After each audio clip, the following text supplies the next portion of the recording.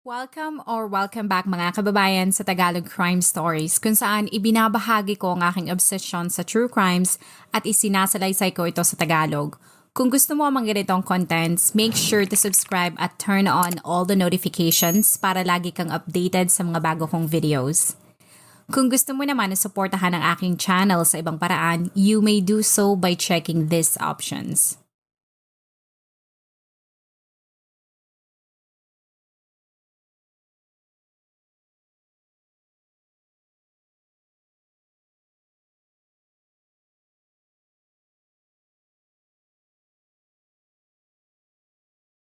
Noong January 30, 2026, ang Department of Justice ay inrelease ang mahigit 3 milyong mga dokumento para i-expose ang pambihirang buhay ni Epstein na kinibibilangan ng ilan sa pinakamakapangyarihang tao sa mundo.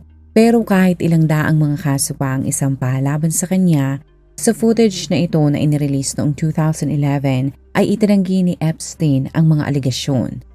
Ang mga taong sumiyasat sa nasabing files ay hindi makapaniwala. At ang una nilang katanungan ay bakit pa ito gumawa ng kasamaan kung maimpluwensya na naman ito.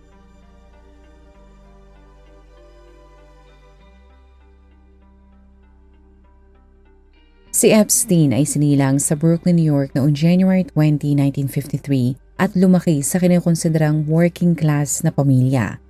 Ang ama nito ay nagtatrabaho bilang groundskeeper at foreman, habang ang nanay naman nito ay naiulat na isang school aide. Kahit hindi nakagraduate at walang degree mula sa university, ang 21 taong gulang na si Epstein ay natanggap pa rin bilang physics at math teacher sa elite private school institution sa Manhattan. Sa galing at karisma, isa sa mga estudyante nito ang nagpakilala kay Epstein sa kanyang tatay. Ito ang nagbukas sa kanya ng oportunidad para makapagtrabaho sa Wall Street. Sa loob ng 5 taon ay matagumpay niyang nalaman ang pasikot-sikot sa mundo ng investment. Pero noong 1980 ay pinili nitong iwan ang Wall Street at nagtayo si Epstein ng sarili niyang financial management at consulting firm na pinagsisilbihan ang maiimpluwensya at mayayamang kliyente. Ginamit nito ang kanyang kayamanan upang makabuo ng relasyon sa mga makapangyarihang tao sa politika, negosyo, royalty at akademya. Noong 1991 ay nakilala niya si Ghislaine Maxwell na anak ng dating British media tycoon. Ang dalawa ay mabilis na nagkamabutihan. Naging romantically involved at kalaunan si Ghislaine ay naging kasabuat ni Epstein. Sa loob ng ilang dekada ay bukod sa pagiging financier, si Epstein ay nakapagtayo na rin ng ilang mga negosyo. Kaya ang net worth nito ay tinatayang $578 million. Noong 1998 ay binili nito ang private island na ito sa Little St. James na matatagpuan sa US Virgin Islands sa halagang $8 million. Ang isla na yan ay mararating mo lamang kung gagamit ka ng bangka o helicopter. Pagkalipas ng 18 taon sa pagtatangka na maging business mogul sa Caribbean, ay pinalawak ni Epstein ang kanyang negosyo sa pamamagitan ng pagbili ng isa pang isla na tinatawag na Great St. James. Bukod sa mga islang yan ay nagmamay-ari din ito ng townhouse sa New York, malaking rancho sa New Mexico, mansyon sa Palm Beach, Florida at luxury apartment sa Paris. Sa dami niyang pera at matinding impluwensya ay kahit anong gustuhin ito ay walang problema niyang nakukuha. Pero ang respetadong pangalan ni Epstein ay unti-unting matudungisan noong 2005 nang ang stepmother ng 14 na taong gulang na babae ay lumapit sa mga otoridad para ireklamo siya ng pang-aabuso. Ayon sa court documents, sinabi ng babae na ang kanyang stepdaughter ay niyaya at isinama ng college student na si Hailey Robson na estudyante sa Palm Beach Community College. At para sumama ay pinangakuan niya itong babayaran ng $300 para magmasahe na isang malaking halaga ng pera para sa isang session. Ngunit nang nakarating na sa mansyon ni Epstein ay hindi lamang pagmamasahe ang pinagawa sa kanya. Pero pinilit siya nitong makipagtalik kahit hindi niya gusto na klarong isang pang-abuso. Ang mga otoridad ay tiningnan ang reklamo kung ito ay meron bang katotohanan. Pero pagkalipas ng mahigit 1 taon, ang FBI ay sumali na rin sa investigasyon sapagkat napatunayan na ang pagbabayad ni Epstein ng pera kapalit ng pagmamasahe ay nangyari ng ilang beses sa 36 na mga kababaihan na nooy mga minor de edad. Lahat ng mga ito ay nagpatotoo na inalok sila ng $200 o $300 kada session na hindi lalagpas ng 1 oras. Pero kapag nakarating na sila sa mansyon o isla na pagmamayari ng negosyante, bukod sa masahe ay magugulat na lamang sila dahil minsan ay magtatanggal na lamang ng damit ang negosyante. At doon na magsisimula ang pang-aabuso sa kanila.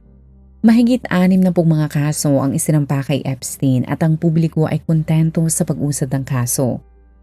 Para sa kanila ay umuusad ang justice system dahil sa wakas ay meron ng mananagot na maimpluwensyang tao.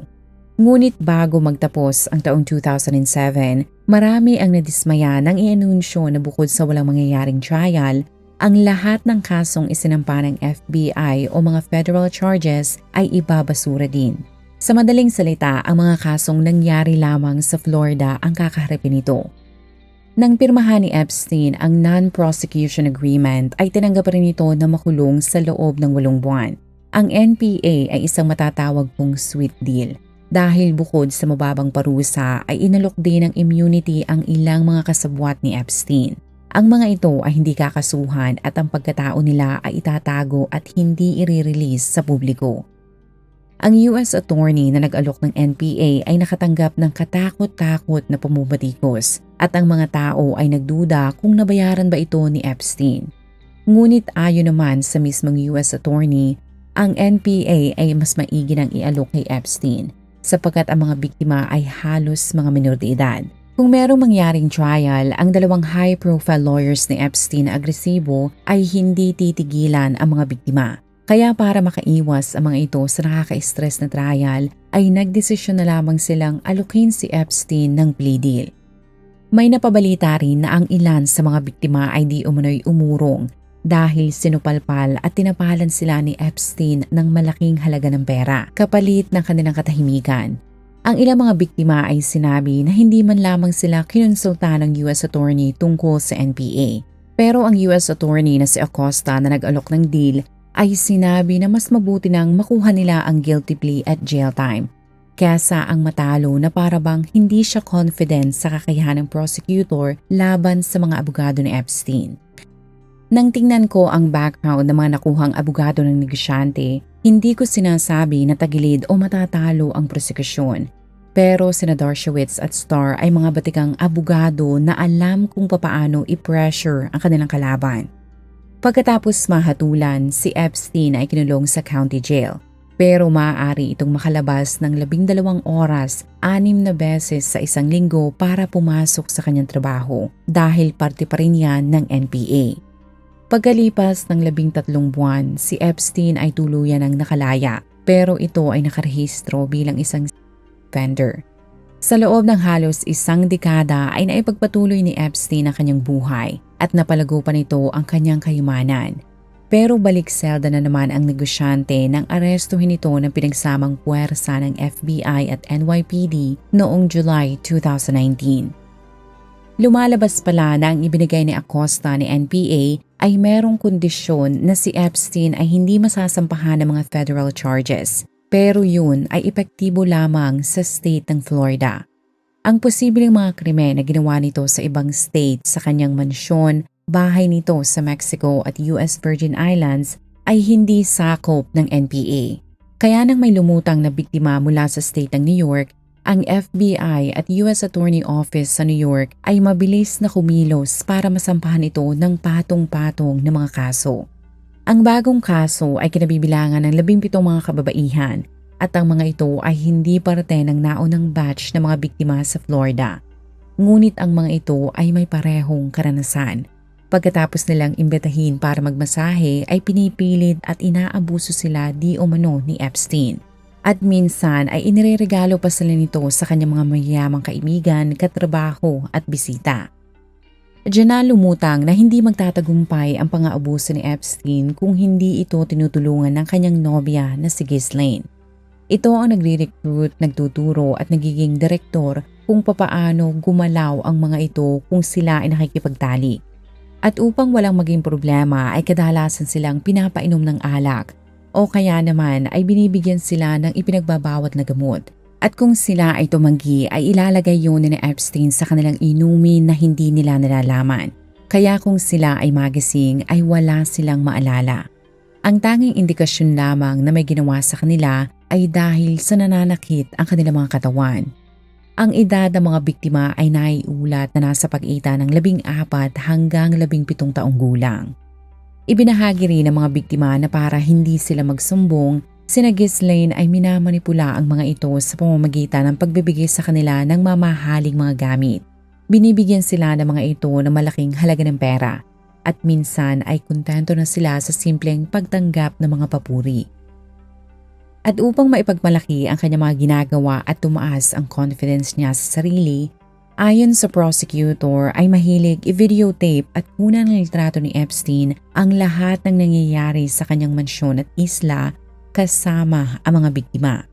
Naniniwala rin sila na isa sa intensyon nito sa pagkuha ng larawan at videos ay para i-blackmail hindi lamang ang mga minor de edad pero pati na rin ang kanyang mga kliyente. Kaya ang ilan ay sinabi na kaya marami itong pera at ririan ay marahil sa pang-blackmail nito sa mga prominenteng tao. Nabunyag rin na upang mas mapadali ang pag-recruit nito ay nagtayo siya ng establishmento na tinawag nitong The Jeffrey Epstein Scholarship Lodge. Sa court records ay nakalagay na ang isa sa mga biktima ay ang 14 na taong gulang na tawagin na lamang natin sa pangalang Jane. Sinabi nito na sa yaman, impluwensya at galing ni Epstein na magpaikot ng tao, ang kanyang ina ay pumayag na isama siya ni Epstein sa lodge na ito dahil akala niya nabibigyan siya ng scholarship ng negosyante. Sinabi ni Epstein na meron siyang malaking potensyal, kaya sa pagbabakasakaling magkaroon ng magandang kinabukasan ay pinasama siya ng kanyang ina. Ngunit sa halip na scholarship ay pinagmasahe siya nito at nauwi yun sa pang-aabuso. At ang cycle na yan ay paulit-ulit na nangyari sa loob ng 3 taon.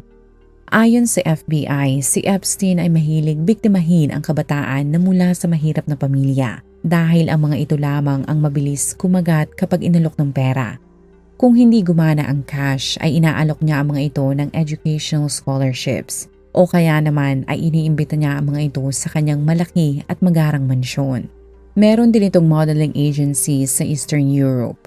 Doon ay nagtutulong sila ni Ghislaine na kumbinsihin ang mga batang modelo na magpunta sa US sa pangako na tutulungan niya ang mga ito na sumikat.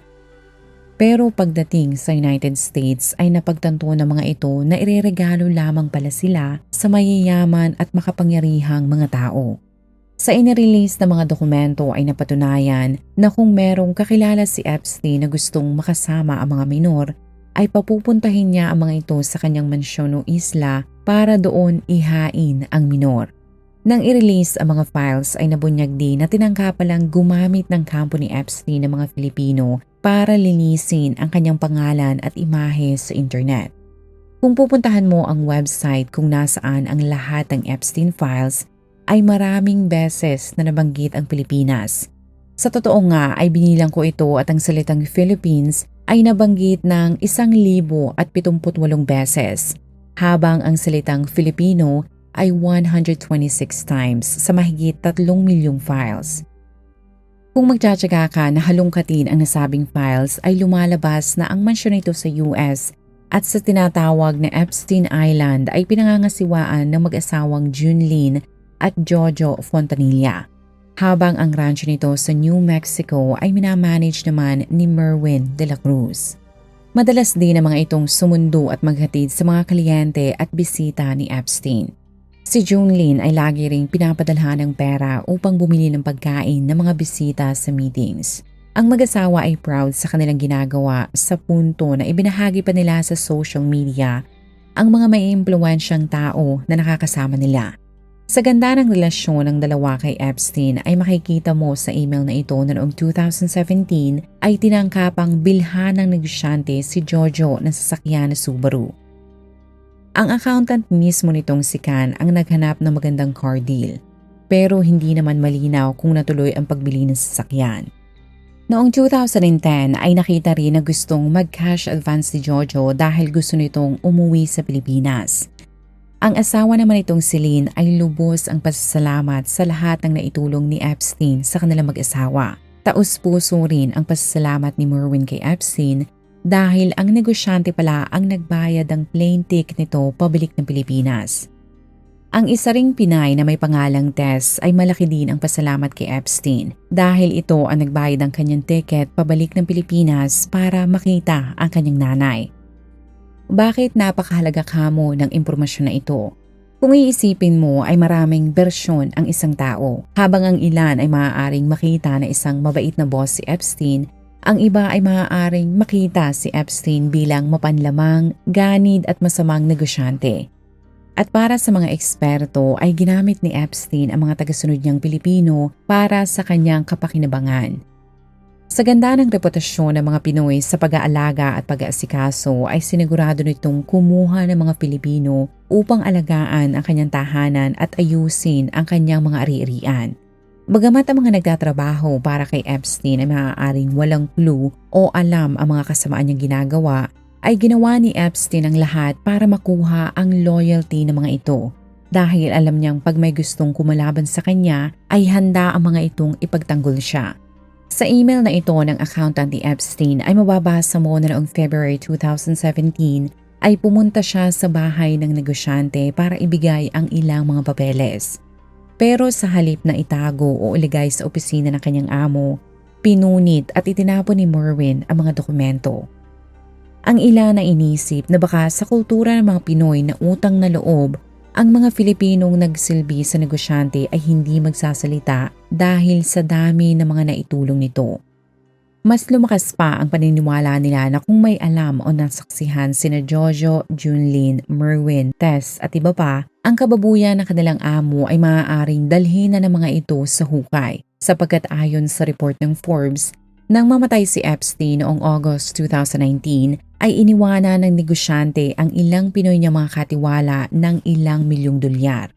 Bagamat walang nagsasalita sa mga kasambahay, kahit ang pagkamatay ni Epstein ay balot din ng misteryo. Dahil kahit 6 na taon na itong patay, ang mga tao ay hindi pa rin naniniwala na ito ay kusang nagpakamatay. Kaya para matigil na ang espekulasyon, ang Department of Justice ay inimbestigahan ang nangyari. At sa official report ay kinumpirma nila na may kapabayaan ang Metropolitan Correctional Center. Una ay dapat hinigpitan ng mga ito ang pag-monitor kay Epstein dahil hindi pala yun ang kauna-unahang beses na ito ay nagtangkang kitilin ang sarili niyang buhay. Hindi rin nila maintindihan kung bakit ang ilang security cameras ay nag-malfunction noong araw na ito ay namatay. At ang malala ay ang 2 correctional officers na dapat pala ay nagmamonitor sa selda nito kada 30 minuto ay di umano'y nakatulog. Bagamat maraming nakitang paglabag, nilinaw naman ng Department of Justice na hindi homicide ang nangyari. Ibig sabihin sa kanilang investigasyon ay walang senyales na ito ay pinatay. Ang mga tao ay hindi maiwasan na mag-isip na sa dami at may impluwensyang tao na pumunta sa Epstein Island at umabuso sa mga minor ay hindi na sila nagtataka na may gustong magpatahimik dito. Ang mga ito ay ang ilan lamang sa mga may impluwensyang tao na nililink kay Epstein. At kahit hindi pa tapos ang investigasyon, ang iba ay binansagan na ang mga itong PDF file o pido-dido. Nang i-release ang ilang milyong files, lumalabas pala na 2% pa lamang yan ng kabuuan ng Epstein files. At para matapos na ang espekulasyon na hindi ito kusang nagpakamatay, ay inirelease ng FBI ang mismong footage sa loob ng presinto. Ayon sa mga ito, ang mismong kuha sa labas ng selda ay hindi maaaring magamit dahil merong nangyaring technical issues. Kaya ang footage na ito sa common area malapit sa housing unit na lamang ang ibinahagi nila sa publiko. Diyan ay makikita kung meron bang pumasok o lumabas sa selda. Ngunit ang publiko ay hindi kontento sa impormasyon na yan dahil nabunyag na ang footage ay meron palang nawawalang 1 minuto. Ang 1 minuto na yun ay ang pinakamahalagang detalye dahil yun ang pagkakataon kung kailan nakita ang wala ng buhay na katawan ni Epstein. Kalaunan, gamit ang email na ito ay nalaman ko na ang mismong FBI pala talaga ang sumira sa master copy ng original na video. Nang tanungin kung bakit nila ginawa yun ay sinabi ng FBI director na nasa kanilang protocol na sirain ang materyales kung sarado na ang kaso. Ang ibig nilang sabihin ay sa kadahilanan na kinumpirma na ng DOJ na walang homicide na nangyari ay case closed na ang pagkamatay ni Epstein. At yun na ang go signal nila para sirain ang master copy ng footage. Pero dahil sa duda ng publiko ay kinailangan nilang i-reenact o i-reconstruct ang mga pangyayari. Ngunit ang eksplanasyon na yan ay hindi bumenta, lalo na nang makita ng ilan ang detalyeng ito sa inirelease na footage na tila ba may isang tao na umakyat patungo sa special housing unit kung nasaan ang selda ni Epstein. Ipinaliwanag ng FBI na isang corrections officer yan. Pero ang ilang tao, kahit mga independent forensic analyst na kinabibilangan ng dating NYPD officer at video experts, lahat sila ay nagkasundo na ang nakita sa bahaging yan ay isang preso. Kahit anong paliwanag ng mga otoridad ay tila huli na ang lahat, sapagkat sa pagdaan ng mga araw na hindi natatapos ang investigasyon sa krimen na ginawa ni Epstein, pati mga kakontsaba nito ay panigurado na hindi mawawala at mas madadagdagan pa ang mga conspiracy theories tungkol sa kung gaano kalawak at hanggang saan ang kasamaan nitong ginawa. Ang ilan sa mga nag-trending tungkol dito ay si Epstein ay di umunong isang cannibal. Ang teorya pa lang yan ay nililink ng mga tao sa isang modelo na kinilalang si Gabriela Rico Jimenez na mula sa Guadalajara. Sa footage na ito ay makikita mo na sinasabi ng modelo na dumalo siya sa isang elite party. Pero nagulat siya nang makita na ang mga ito ay di umunoy kumakain pala ng laman ng tao. Sinasapin! Pero kami ang pamilya humano! Humano!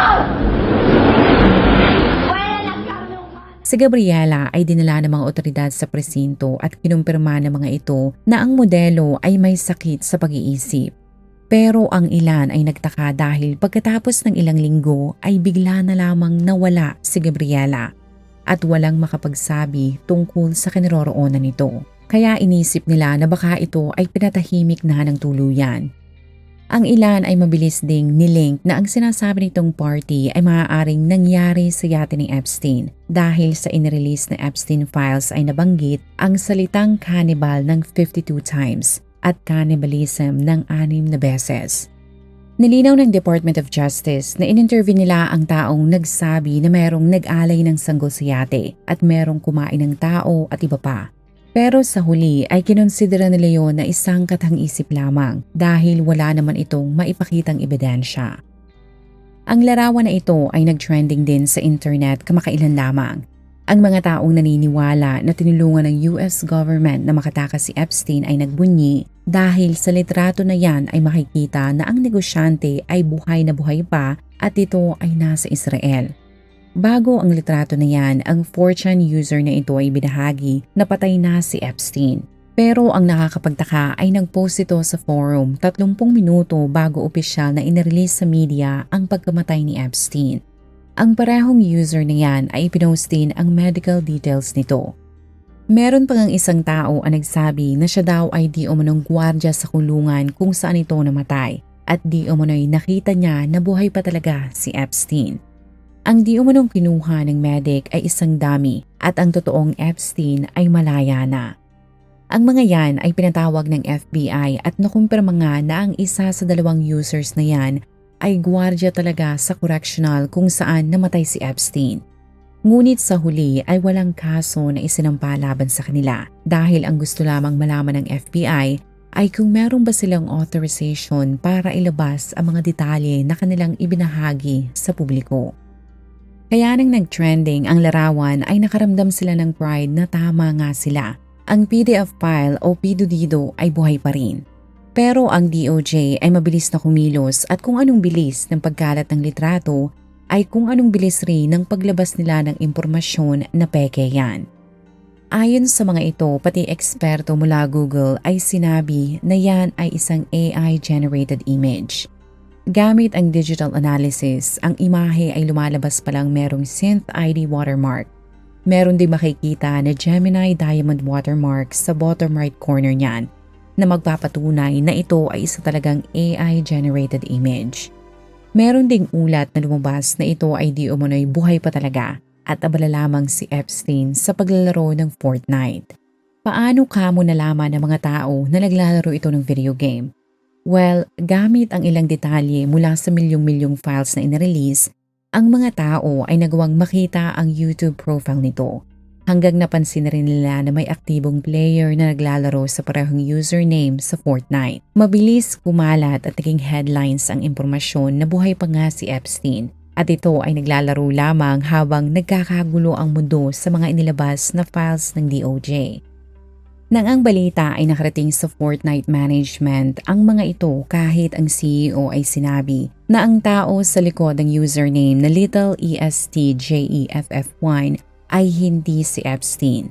Sa halip, ang player na yun ay binago lamang ang kanyang username para i-troll, lokohin at paniwalain ang ibang tao na si Epstein ay buhay pa talaga. Ilan lamang ang mga nabanggit ko sa napakaraming naglalabasang conspiracy theories patungkol sa pagkatao at ginawang kasama ni Epstein. Pero ayon sa Department of Justice ay marami pa silang ilalabas na impormasyon. Ang US Congress ay abala din sa pag-iimbita sa mga personalidad. Ngunit ang problema, kahit anong ganda ng pagtatanong nila sa mga ito, ang US Congress ay watchdog lamang na walang pangil. Dahil hindi nila kayang direktang sampahan ng kaso ang isang tao sapagkat yun ay trabaho at responsibilidad ng Department of Justice. Pero maaari nilang matrigger ang Department of Justice para sampahan ng kaso ang isang tao. Kung ikaw ay nakinig hanggang sa dulo ng video na ito, maraming salamat sa panonood sa episode na ito. Please consider leaving a comment or i-like ang video na ito. At kung may kaso ka na gusto mong i-cover ko, please let me know. Magandang araw sa iyo, kabayan.